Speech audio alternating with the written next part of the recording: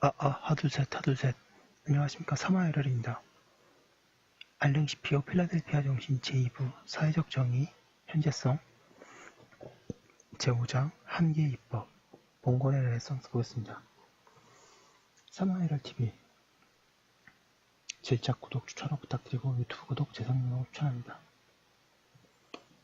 봉건의 르네상스 16세기 이래 국가론의 핵심인 주권은 국가의 현대적 변형을 설명하기에는 부적절하다.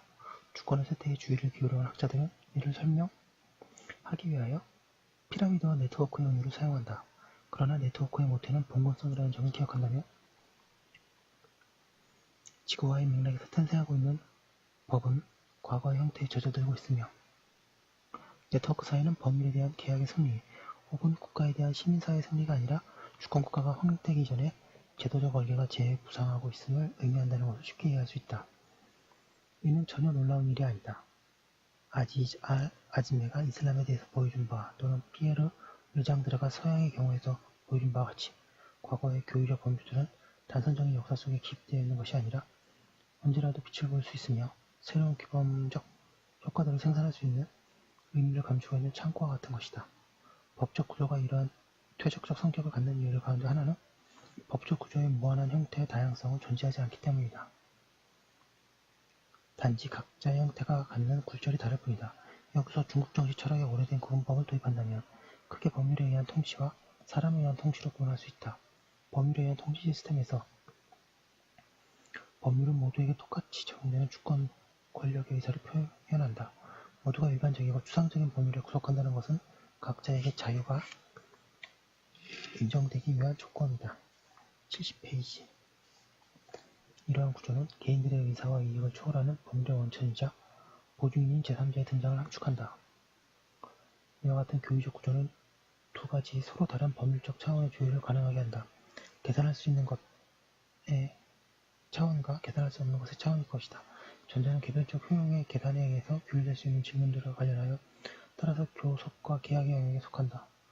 후자는 개별적 효용의 계산 일체를 초월하는 질문들, 무엇보다도 인간의 지위에 관한 질문들과 관련하여 심의와 법률의 영역에 속한다.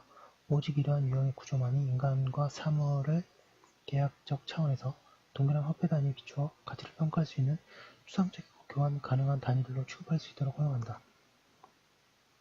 왜냐하면 그들의 질적 차이는 법률이 담당하는 계산할 수 없는 것의 영역에서 맡아주기 때문이다. 사람에 의한 통치 시스템에서 각자는 의존관계의 극명 속에 편입된다. 여기에서는 모두가 하나의 추상적 법률에 구속되는지 여부가 아니라 각자의 행동이 그 그물망 속에서 각자가 차지하는 자리에 부합하는지 여부가 문제된다. 각자는 자기가 의존하고 있는 자들의 이익에 최대한 복무해야 하며 자기에게 의존하고 있는 자들의 충성을 헤아릴 수 있어야 한다.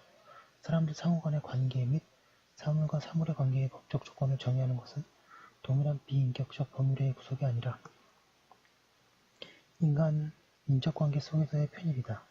이러한 유형의 구조에서는 계산할 수 있는 것과 계산할 수 없는 것의 구분이 모호해진다. 법률은 이익 집단의 대표들 사이에서 교섭되고 반대로 공익에 대한 고려는 계약적 영역을 적신다.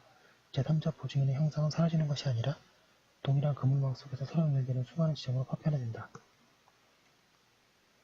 요컨대 국가는 절대군주로서의 지위는 점점 더 약해지고 봉건군주로서의 지위가 점점 더 강해지는 것으로 보인다. 일국적 차원에서 이 봉건군주성의 회귀는 공적 행위의 계약화에서 드러난다. 71페이지 셀 수 없이 많은 사명들의 무게에 짓눌린 복지국가는 오늘날 직접 책임지는 사명들의 수는 점점 더 줄이고 나머지 사명들의 운영은 국가에 의해서 제도가 되고 임명된 독립적 권위들의 통제를 받는 민간 수행자들에게 맡기는 경향이 있다. 이른바 규율이라고 부르는 이 기법은 시민들에 대하여 간접적인 권한만을 행사할 뿐인 봉건 권력, 군주적 권력의 형상과 함께 모든 권력들을 연결하고 그렇게 함으로써 절대군주와 절대권력의 위험을 피하고자 하는 봉건적 방식의 전형인 권력과 권위의 오래된 구별을 다시 부상시킨다. 이 봉건 군주성의 회귀가 가장 분명하게 표출되는 것은 유럽 공동체의 법이다. 유럽의 제도들 속에서 실현되는 공적 권력은 분명하게도 주권적 권력이 아니다.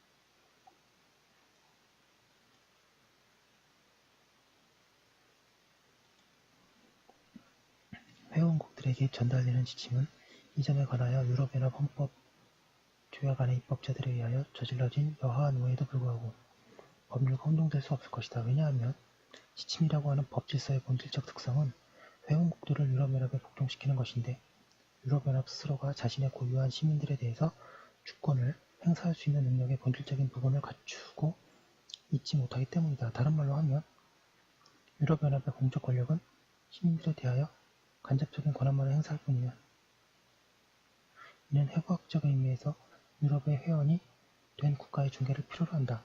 또한 일부 국제경제기구도 마찬가지인데 가령 국제통화기금이 서민들의 삶에 대해서는 행사하는 권한은 국제통화기금의 구조조정 프로그램을 이행하고 그럼으로써 주권의 일부를 포기하는 국가들의 서약을 통해서만 행사될 수 있다. 이 구조조정 프로그램은 진정한 의미에서의 제약에 근거한 것이 아니라 관련 국가가 국제통화기금에 보낸 의향서에 의하여 정식화되는 서약 문서에 근거하고 있다. 사람에 의한 통치의 회귀는 인간의 지위에도 영향을 미친다. 일체의 속박에서 자유로운 개인에 대한 데카르트적 형상은 주권국가 하에서만 발전될 수 있었다. 데카르트의 코기토는 모den이 주권론을 제시한 지 40년 후에 온다.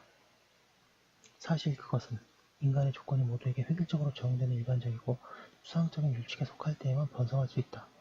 각자의 조건이 다수간 밀접한 계약적 관계의 그물망 속에서 차지하는 각자의 지위에 달려있는 한 개인 의사의 자율성을 쇠퇴할 수밖에 없다. 국가가 사라지거나 타락하는 곳에서 개인의 주권성에 대한 환상이 퍼진다. 즉 최소한의 안전이나 자유에 다가가기 위해서는 자기보다 더 강한 자에게 충성을 서약해야 하는 것이다. 요컨대 각자가 헤아릴 수 있는 자들의 수에 따라 각자의 중요성이 측정되는 전통사회에 잘 알려진 상황이 다시 등장한다. 이처럼 법률이 관계로 대치되는 것은 새롭게 나아가고 있는 계약들의 특징이 드러난다. 이 계약들은 더 이상 특정한 무엇을 주거나 하거나 하지 않은 채무만을 목적으로 하는 것이 아니라 당사자들 사이의 일방이 타방의 기대에 따라서 행동하도록 하는 관계를 창설하는 것을 목적으로 한다. 가령 배제의 위험을 받거나 배제된 자들의 직업적 지위를 회복하기 위해서 점점 더 자주 활용하는 계약들의 경우가 그러하다. 그러나 좀 더 일반적으로는 인간을 타인의 경제활동 속에 편입시키고자 하는 일체의 계약들이 그러하다. 이 계약들은 당사자들의 직업적 조건에 대하여 소급하여 적용하며 당사자들 사이에 최소한의 안정성을 갖춘 관계를 정의하도록 한다. 이를 묘사하기 위해서는 기업과 분배에 관한 법 전체 그리고 계열화, 하도급 외주와 같은 기법들의 벼락 같은 발전을 언급해야 할 것이다. 이러한 변화를 분석하기 위해서 종종 전개되는 계약적 연대주의 개념은 공감할 만한 것이긴 하지만 사회법에서 연대가 획득한 엄정한 법적 의미에 대한 고려가 빠져있는 까닭에 부적절한 것이다. 이는 차라리 양수인이 양도인의 일정한 권한을 복종하는 대가로 경제활동을 영위할 수 있도록 하고 양도인은 반대로 경제활동의 일정한 지속성을 보장하기로 하는 봉건적 동족관계, 봉건법상 토지 모욕에 관한 것이다. 73페이지.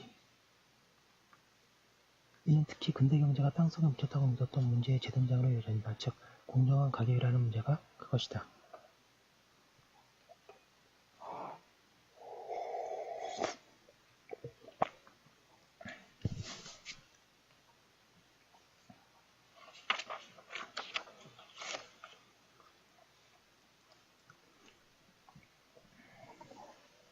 네, 여기까지 한 거 올려두고 계속 묘사